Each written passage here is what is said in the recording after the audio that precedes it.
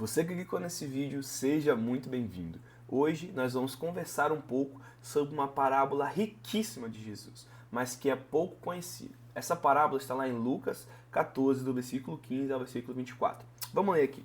Ao ouvir isso, um homem que estava à mesa com Jesus exclamou: Feliz será aquele que participar do banquete no reino de Deus. Jesus respondeu com a seguinte parábola: Certo homem preparou um grande banquete e enviou muitos convites. Quando estava tudo pronto, mandou seu servo dizer aos convidados: Venham, o banquete está próximo.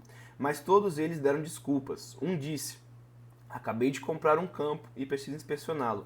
Peço que me desculpe. O outro disse: Acabei de comprar 5 juntas de bois e quero experimentá-las. Sinto muito. Ainda outro disse: Acabei de me casar e não posso ir. O servo voltou e informou ao seu senhor o que tinham dito. Ele ficou furioso e ordenou: Vá depressa pelas ruas e bicos da cidade e convide os pobres, os aleijados, os cegos e os mancos. Depois de cumprir essa ordem, o servo informou: Ainda há lugar para mais gente. Então o Senhor disse: Vá pelas estradas do campo, junto às cercas entre as videiras, e insista com todos que encontrar para que venham, de modo que a minha casa fique cheia, pois nenhum dos que antes foram convidados provará do meu banquete. Bom, Jesus estava aqui na casa de um importante fariseu, e ele estava num sábado, onde, já sabe, sábado, fariseu, eles estavam ali tentando minar e tirar algo de Jesus. Ele já havia curado uma pessoa no sábado, ele já havia escandalizado muito provavelmente esses fariseus, e já havia feito 2 parábolas anteriores com alusão a este banquete. E provavelmente ele criou algum clima ruim, alguma situação ali que ficou um clima meio estranho, e uma pessoa, ela exclama. Nossa primeira leitura parece ser uma afirmação saudável, mas provavelmente essa afirmação, feliz aquele que participar do banquete no reino de Deus, era uma situação de tentar ironizar essa situação e aquilo que Jesus estava dizendo, de forma a mencionar: isso que ele está falando está confortavelmente distante, nós não precisamos nos acostumar, nós não precisamos aceitar, nós não precisamos praticar isso agora, porque o reino de Deus está muito longe, feliz daquele que participar do banquete de Deus.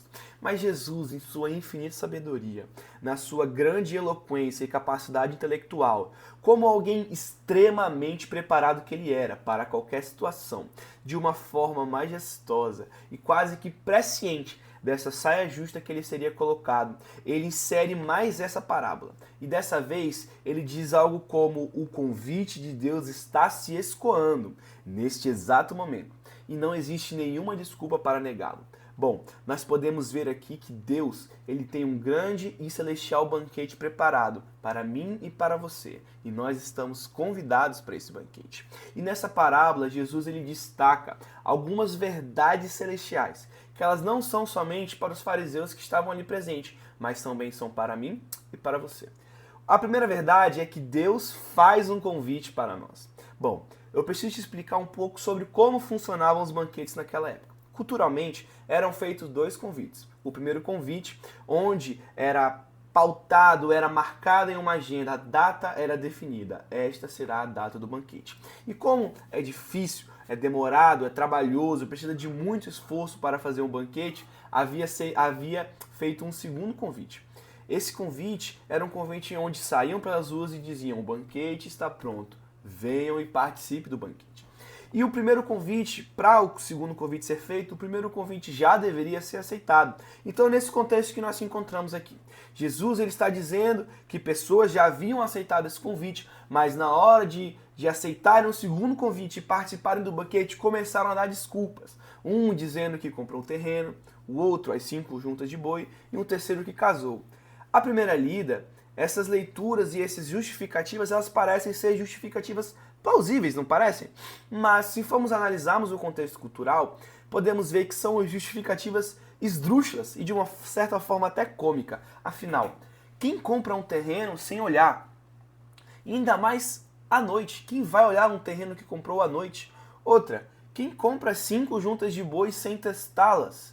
Junta de boi é 2 bois juntos, onde eles estão interligados e eles vão realizar alguma atividade rural, vão arar um campo, vão puxar alguma coisa.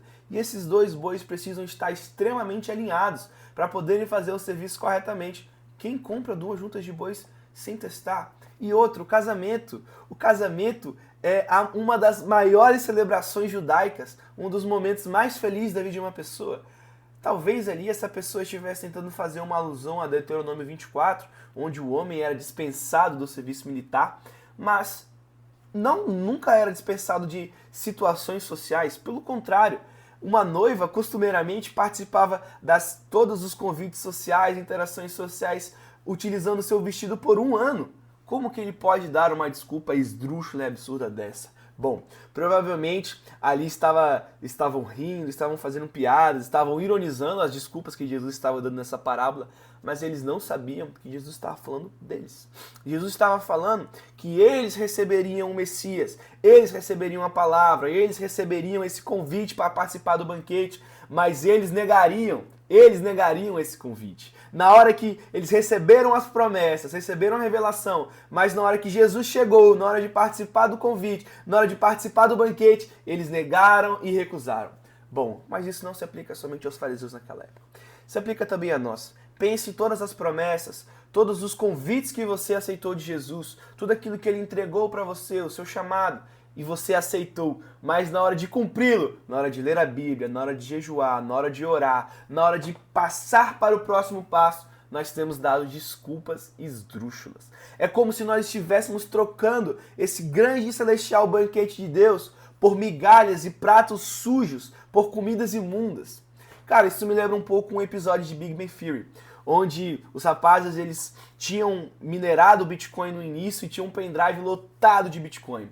E eles perderam esse pendrive e esse pendrive foi encontrado pelo Stuart, o dono da loja de quadrinhos. Ele abre aquele pendrive, ele vê, caraca, quantos Bitcoins? Ele formata aquele pendrive e vende por $10. É como se estivéssemos fazendo isso. Deus ele tem preparado uma carteira de Bitcoin celestial, um grande banquete, e nós temos trocado ele por $10. Bom, a segunda verdade, o lugar do convite não ficará vazio. Nessa parábola, Jesus estava iludindo aos fariseus que o negariam, que não aceitariam ele como Messias e seria entregue a todas as nações, seria entregue aos estrangeiros, aos doentes, aos coxos, às pessoas impuras de participar do templo.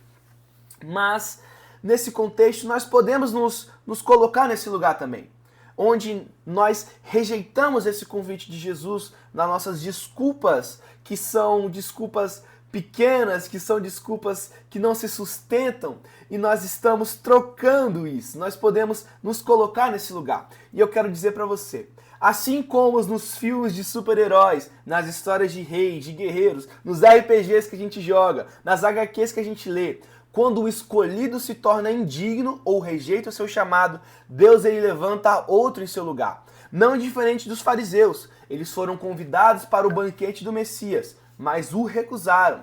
E Deus faz exatamente como Thor Love and Thunder, onde o Thor ele se torna indigno de empunhar o Mjolnir e indigno de ter o título de Thor. Isso é chamado, e esse título é dado a Jane Foster, uma pessoa improvável que recebeu esse manto, esse título. Bom, Deus ele te chamou e tem um propósito para você. E se você não atender esse propósito vai acabar caindo para outra pessoa.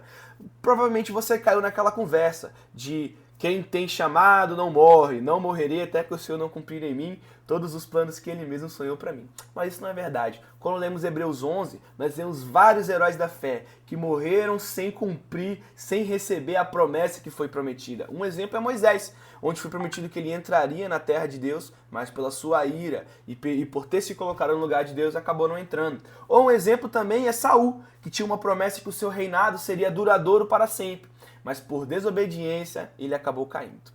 Bom, mas nós temos a terceira e última verdade.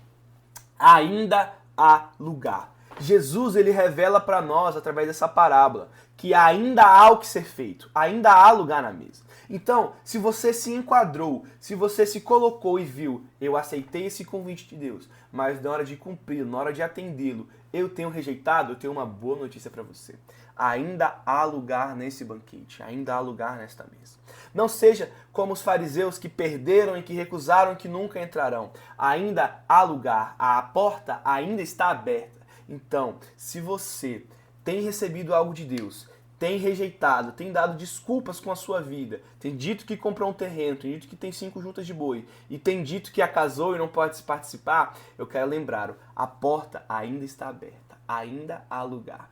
Venha, se reconcilie e cumpra aquilo que prometeu. Aceite um convite enquanto ainda dá tempo. Deus te abençoe.